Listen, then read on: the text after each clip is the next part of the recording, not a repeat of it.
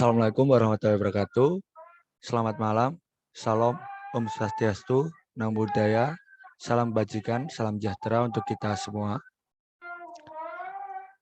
Perkenalkan kelompok saya, yaitu yang pertama ada Alberti Fetriawan dengan NIM 2105216180878 dan ada Arthur Arileo dengan NIM 2105216180816.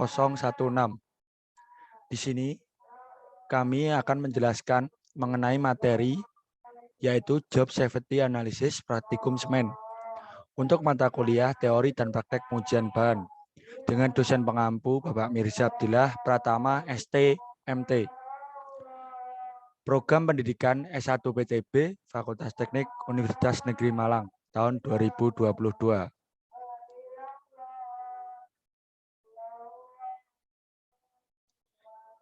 Next, untuk yang pertama yaitu membahas tentang Job Safety Analysis Praktikum Semen. Pendahuluan.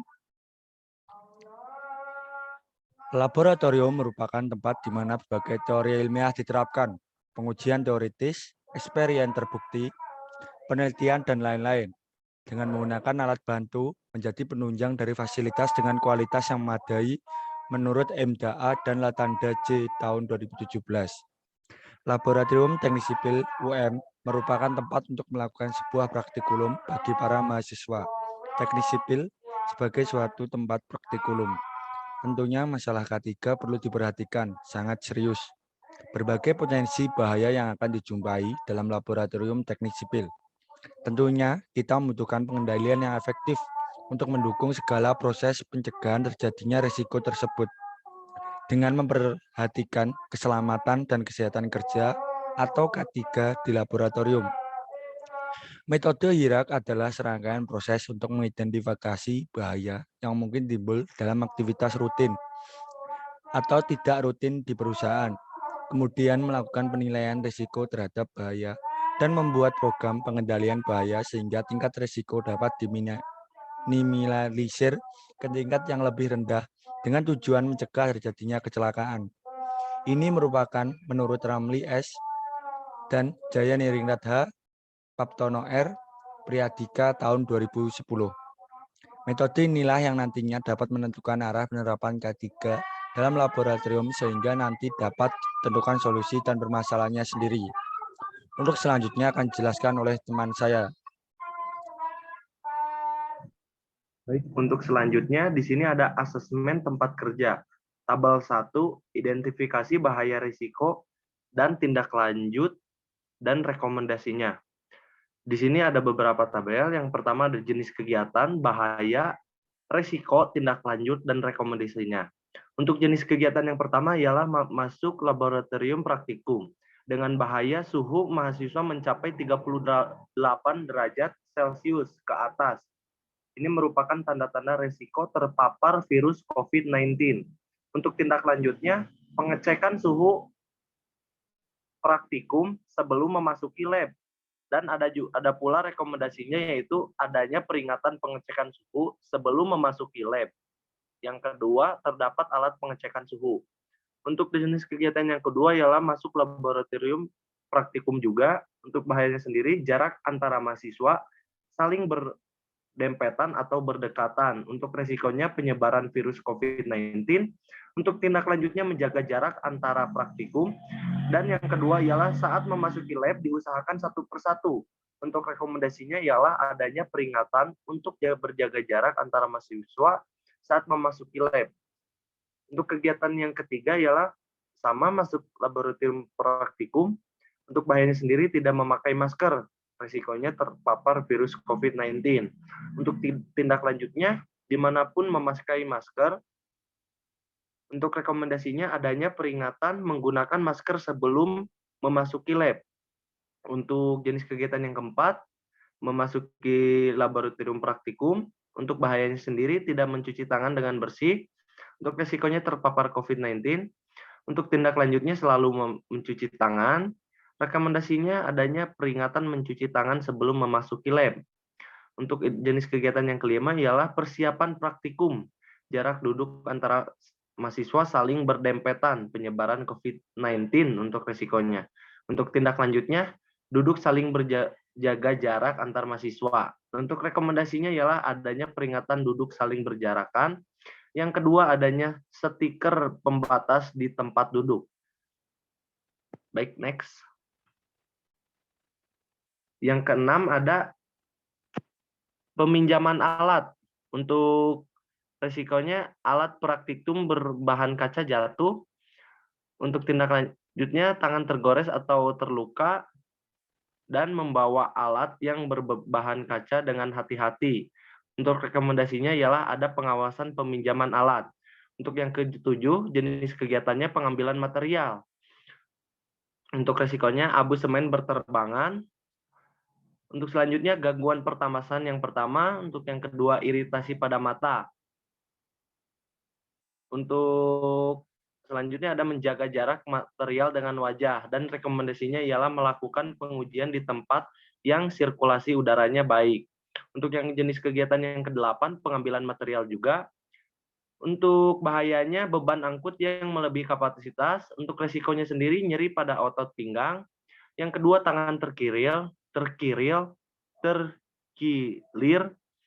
dan selanjutnya mengangkat beban dan gerobak.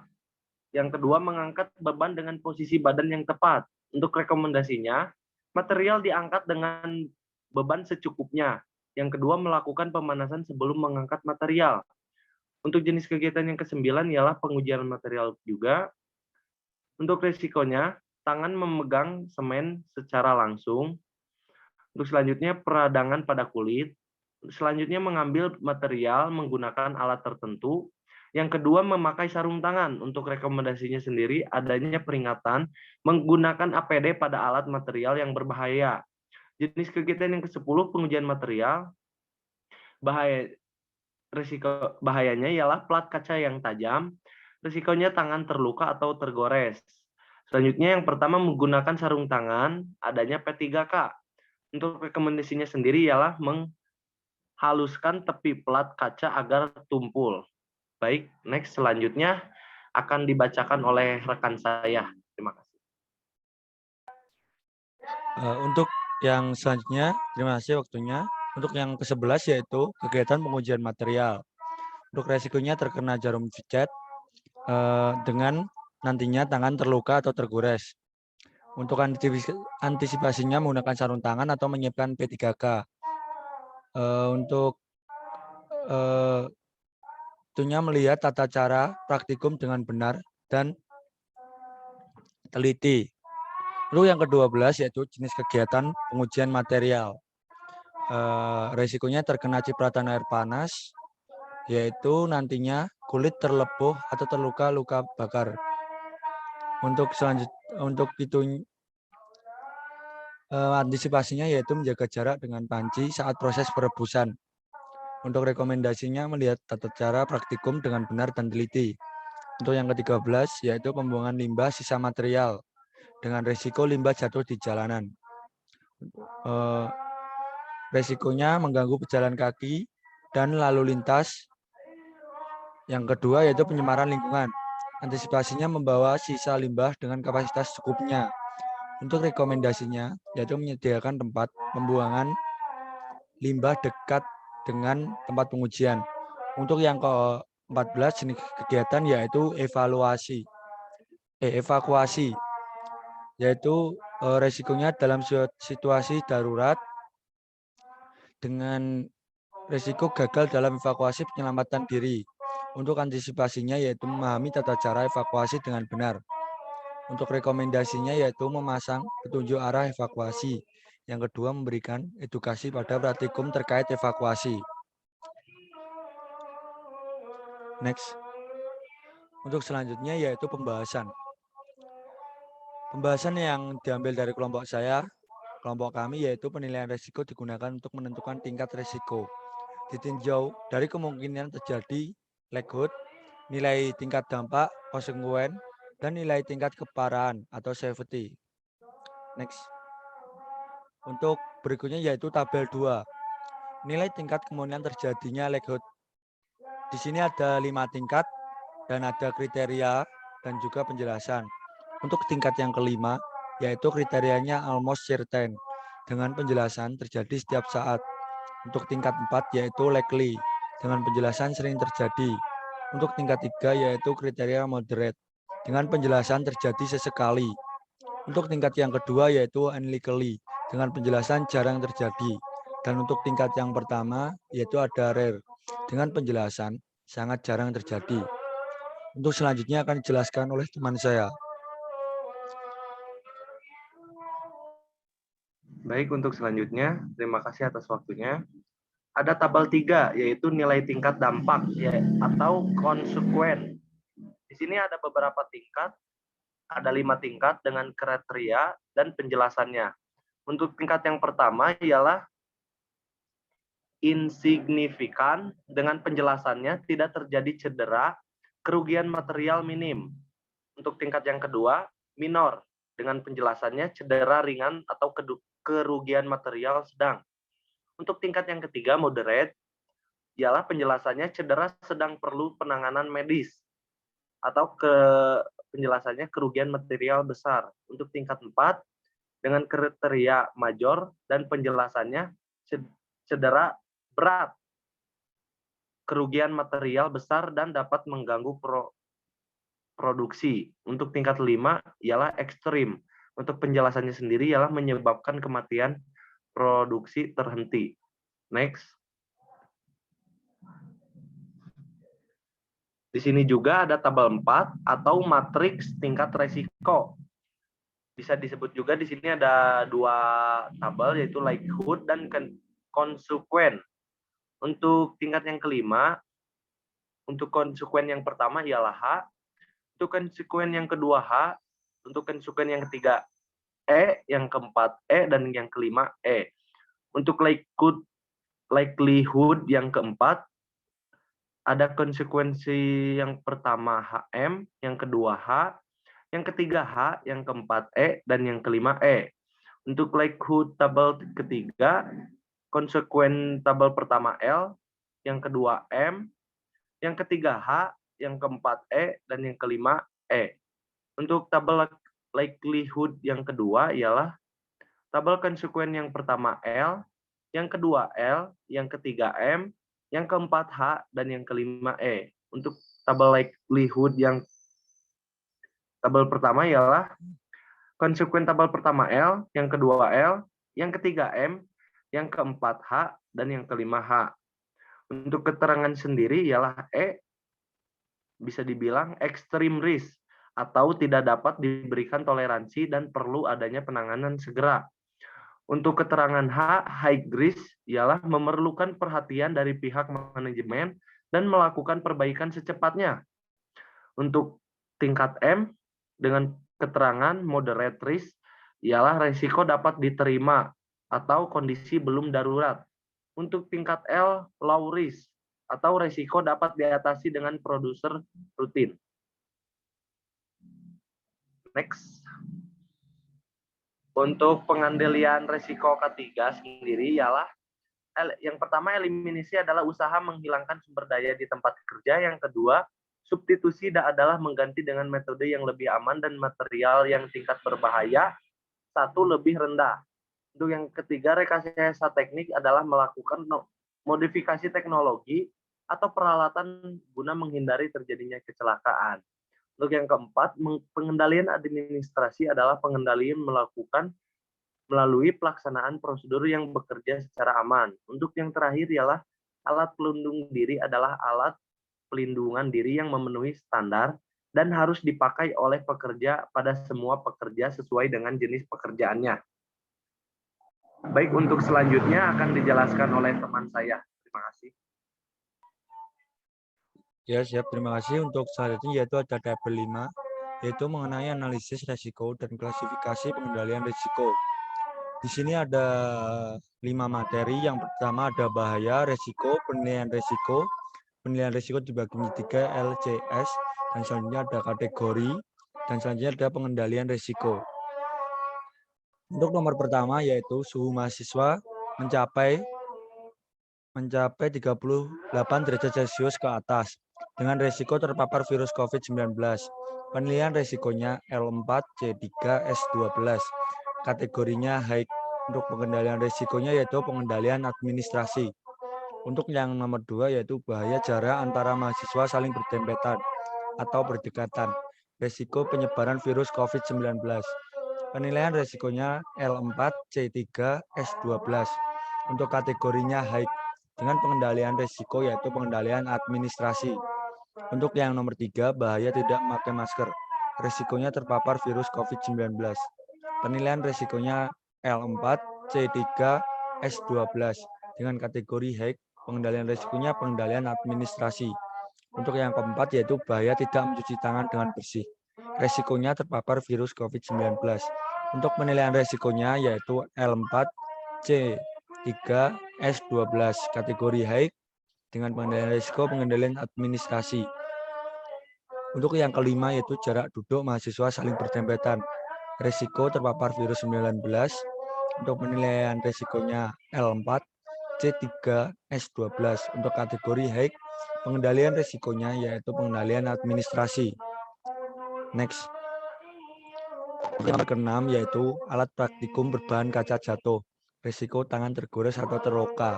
Penilaian risiko L2C2S4. Kategori low, pengendalian risiko pengendalian administrasi. Untuk yang nomor 7 yaitu bahaya abu semen berterbangan. Risiko gangguan pernapasan dan iritasi pada mata. Penilaian risiko L3C1S3 dengan kategori low, penilaian risiko rekayasa teknik. Untuk nomor 8 yaitu beban angkut yang melebihi kapasitas. Untuk resikonya yang pertama ada nyeri pada otot pinggang, yang kedua tangan terkilir. Penilaian risiko L3C2S6 dengan kategori moderate. Untuk pengendalian risikonya yaitu alat pelindung diri. Untuk yang nomor 9 yaitu tangan memegang semen secara langsung. Risikonya peradangan pada kulit. Penilaian risikonya L3C1S3 kategori low. Pengendalian risiko alat pelindung diri. Untuk yang 10 yaitu bahaya plat kaca yang tajam. Risiko tangan terluka atau tergores. Penilaian risikonya L3C1S3 kategori low dengan pengendalian risiko rekayasa teknik. Next. Untuk yang ke-11 yaitu bahaya terkena jarum pijat dengan risiko tangan terluka atau tergores. Dengan penilaian risiko L3C1S3 kategori low, penilaian risiko rekayasa teknik. Untuk nomor 12 yaitu bahaya terkena cipratan air panas dengan risiko yaitu kulit melepuh atau terluka luka bakar. Penilaian risiko L3C2S6 dengan kategori moderate, pengendalian risiko rekayasa teknik. Untuk nomor 13 yaitu bahaya limbah jatuh di jalanan. Risiko yang pertama mengganggu pejalan kaki dan lalu lintas. Yang kedua pencemaran lingkungan. Dengan penilaian risiko L4C1S4 kategorinya moderate dengan penilaian risiko yaitu rekayasa teknik. Untuk yang nomor 14 yaitu dalam situasi darurat. Risikonya gagal dalam evakuasi penyelamatan diri. Untuk penilaian risikonya L1C3S3 dengan kategori moderate dengan pengendalian risiko yaitu pengendalian administrasi. Next untuk selanjutnya akan dijelaskan oleh teman saya. Baik, terima kasih waktunya. Di sini juga saya akan menjelaskan presentasi risiko kecelakaan kerja di lokasi observasi atau di laboratorium Fakultas Teknik Universitas Negeri Malang. Yang kami dapat simpulkan ialah dari hasil yang didapatkan dari tabel 5 dapat dijabarkan bahwa kecelakaan kerja yang terjadi pada lokasi observasi dengan risiko rendah yaitu sebesar 36%, dengan risiko sedang 36%, dan risiko tinggi ialah 28%. Tidak ada aktivitas yang menimbulkan risiko ekstrim. Next. Selanjutnya juga ada presentasi pengendalian risiko yang diberlakukan. Dari hasil yang didapatkan dari tabel 5 sendiri, pengendalian risiko yang dapat dilakukan didominasi oleh langkah rekayasa teknik sebesar 36% dan yang ke pengendalian administrasi sebesar 50%. Dan yang terakhir, alat pelindung diri sebesar 14%. Next. Baik, untuk kesimpulannya sendiri di sini kami mengambil kesimpulan yaitu yang pertama, risiko kecelakaan kerja yang terjadi dalam risiko rendah sebesar 36%, risiko sedang sebesar 36%, dan risiko tinggi sebesar 28%. Dan pengendalian kerja yang telah didefinisikan adalah rekayasa teknik sebesar 36%, pengendalian administrasi sebesar 50%, dan alat pelindung diri sebesar 14%.